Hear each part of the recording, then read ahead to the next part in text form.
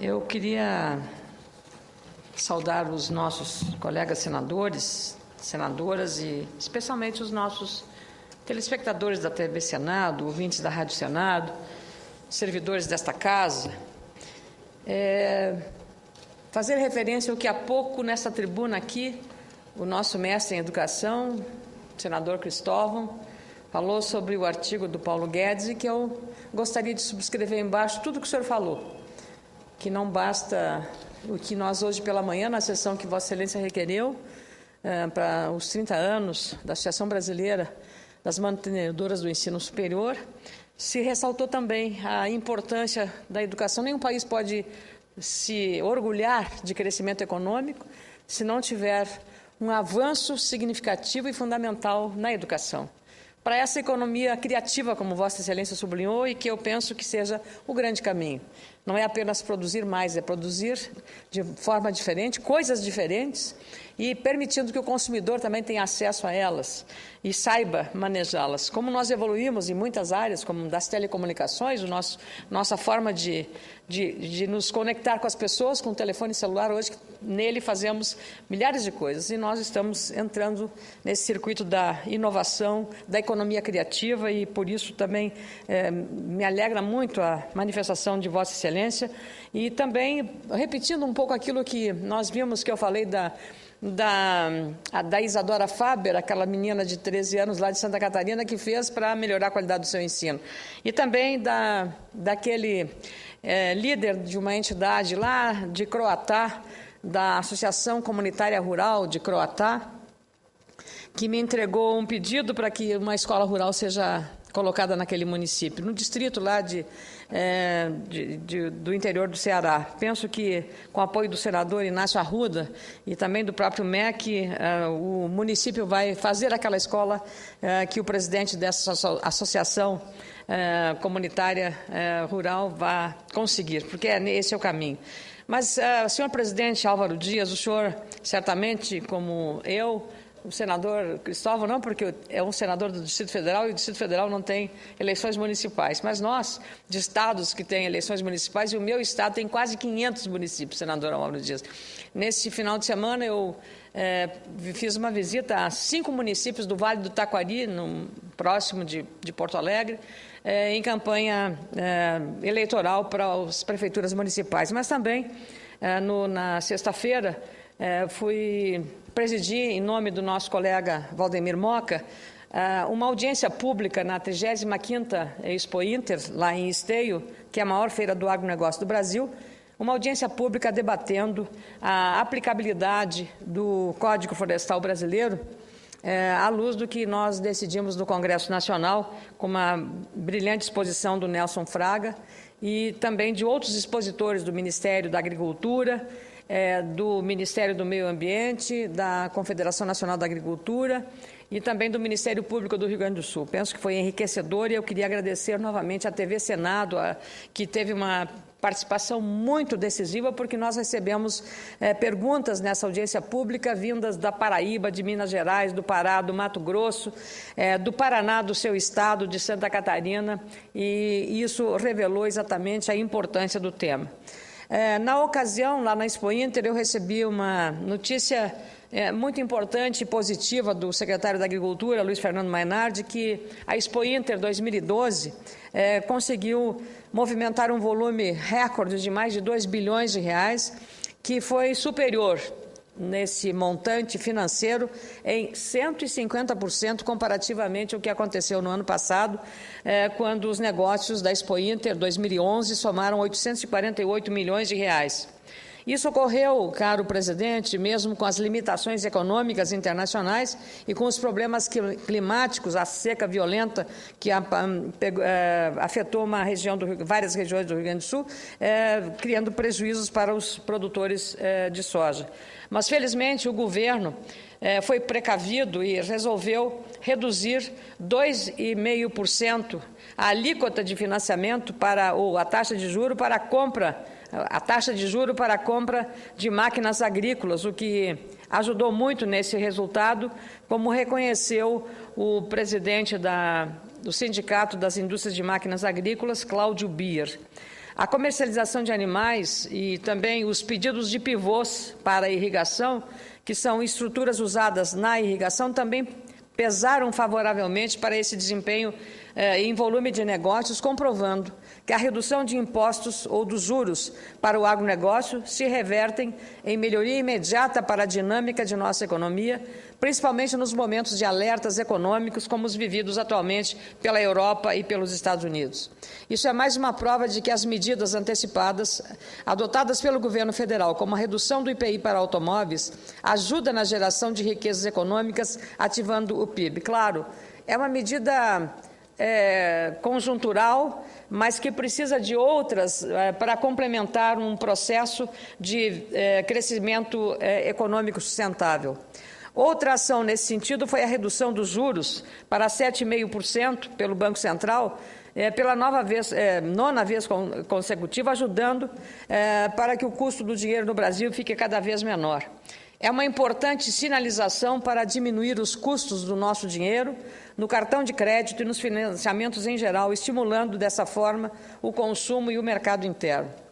Mas, senadores e senadoras, nós ainda enfrentamos problemas estruturais e os investimentos em infraestrutura precisam chegar logo, sejam do setor privado ou do setor público. Sou autora de um projeto de lei, o PLS 374 de 2011, que altera o regime jurídico dos portos secos, desburocratiza as regras aduaneiras, permitindo maior fluxo de comércio e possibilitando maior investimento da iniciativa privada nesse segmento. O projeto já foi aprovado pela Comissão de Serviços de Infraestrutura no Senado, mas ainda precisa ser aprovado em outras duas comissões desta Casa.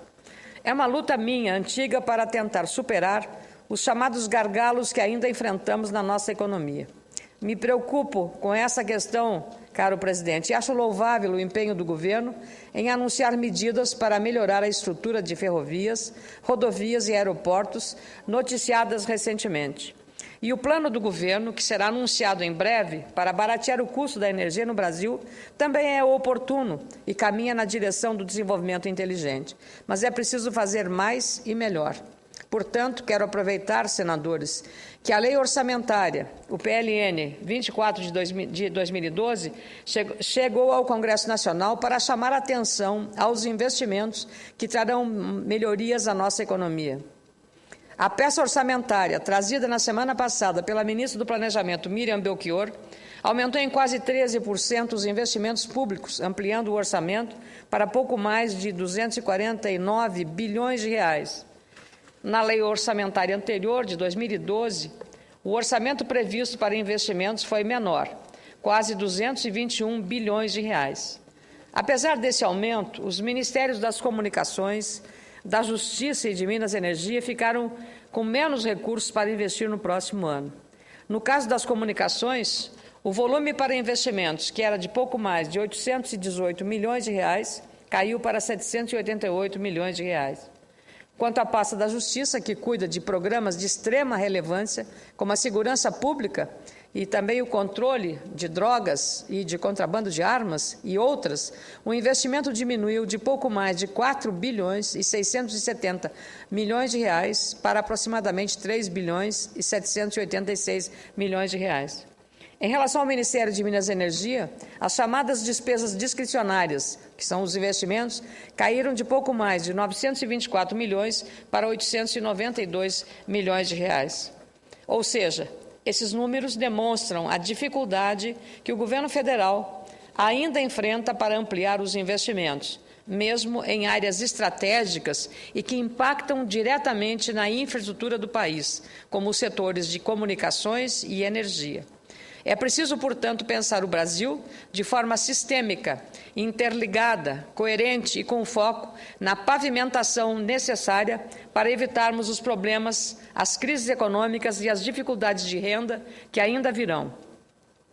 Quero, por isso, usar esta tribuna e pedir o apoio dos deputados e senadores que irão cuidar desta questão na Comissão Mista de Orçamento. Que o senador Clésio Andrade e os deputados Eliseu Padilha, Augusto Coutinho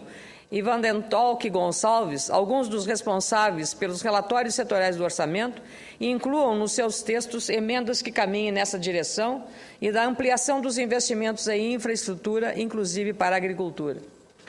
Sabemos que todos os anos, muito do esforço parlamentar não se reverte em ampliações muito significativas do orçamento, nos investimentos públicos do ano seguinte, mas espero que até 22 de dezembro deste ano consigamos avanços importantes nas votações aqui no Senado e na Câmara, para termos a opção de prevermos crescimento do PIB muito maiores que os 4,5%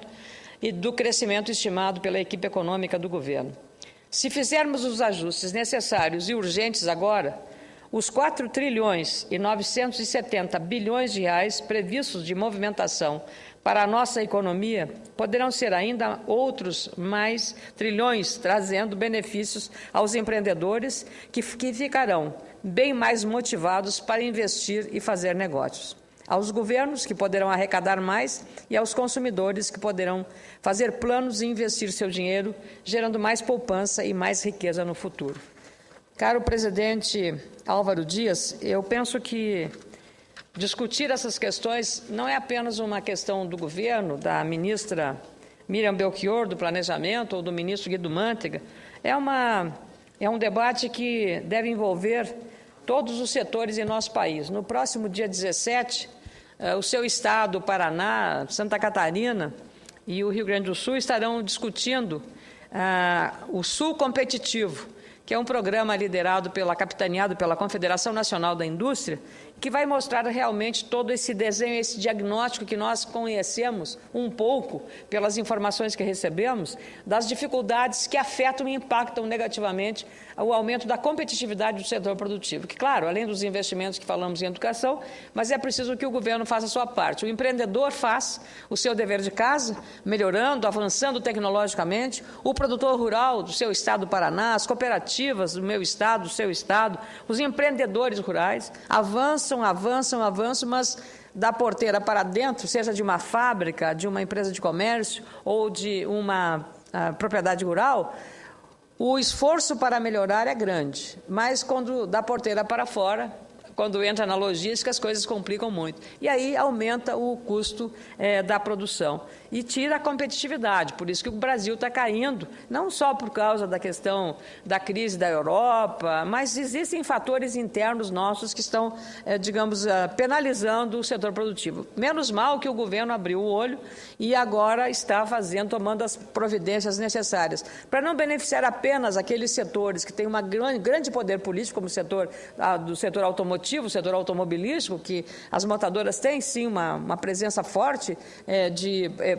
politicamente falando, mas também setores que ajudam a economia, como é o setor de máquinas agrícolas. Então, desde sempre o governo já deveria ter estimulado esses setores. Nós vivemos aí numa perspectiva de projeção internacional, porque no caso da soja, o seu estado é um estado grande produtor de soja, meu estado também, os preços no mercado internacional estão extremamente atraentes.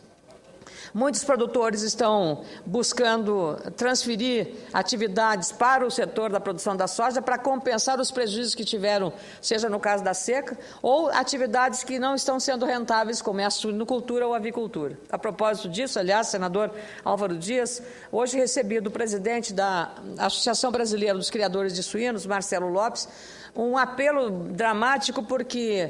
o milho que falta no Rio Grande do Sul e em Santa Catarina, especialmente, não está chegando. E o Ministério da Agricultura, eu queria fazer um apelo aqui de público ao ministro Mendes Ribeiro Filho, à sua equipe, que a Conab disponibilize o milho do estoque existente na Conab, porque senão vai inviabilizar a suinocultura e a avicultura daquelas regiões do país, criando um sistema de financiamento para que eles mesmos venham e peguem o milho onde está estocado nos armazéns credenciados pela Conab e assim resolver um grave problema da competitividade no setor, sob pena de que aquelas medidas que foram tomadas, muito benéficas, com uma ação decisiva do ministro Mendes Ribeiro Filho, acabem neutralizadas pela emergência agora de faltar a ração e que teve um preço majorado por conta do aumento do preço, especialmente do farelo de soja no mercado internacional, impactando aqui dentro. E essas providências todas terão significado quanto maior for o investimento. nesse momento que o Rio Grande do Sul e outros estados brasileiros, em algumas regiões, viveram o dilema da seca, torna-se urgente e inadiável os investimentos e a criação de um marco regulatório para programas de irrigação, à luz também do Código Florestal que acabamos de aprovar. E, dentro disso, as linhas de financiamento. Mas no município lá de Maçambará, no meu estado, os produtores fizeram a irrigação, só que tem um outro problema, não tem energia elétrica para puxar a água para a irrigação. Quer dizer, veja só, senador Álvaro Dias, é muito complicado, porque, como eu disse, ele faz a sua parte, trata de inovar, trata de assegurar a garantia de safra, de boas safras, mas a parte que compete ao poder público, que é o fornecimento da energia ou das concessionárias que não atendem a região, é trabalhar nessa direção. Portanto, nós temos que continuar cobrando as medidas do poder público, do governo, para que possamos comemorar crescimento econômico melhor do que o que nós vamos ter em 2012, que é um crescimento muito pequeno, e medíocre até, se compararmos com as economias próximas de nós, a economia do Chile, do México, da própria Argentina, de outros países, quando temos esse potencial enorme de empreendedores notáveis e corajosos que fazem o dever de casa, faltando ao governo cumprir com a sua missão. E, por fim, apenas saudar a satisfação, como Vossa Excelência também tem feito aqui, de ver como cidadã, não só como parlamentar, a independência com que o Supremo Tribunal Federal vem trabalhando no julgamento do processo conhecido como mensalão. Já fiz esse registro, mas não é de todo desnecessário realçar o trabalho que os ministros, com independência, com coragem, têm demonstrado ao país que há, sim, uma luz de esperança e um voto de confiança muito forte no Supremo Tribunal Federal, que trouxe ao país a perspectiva de acabar com a impunidade em todos os setores. Muito obrigada, senhor presidente.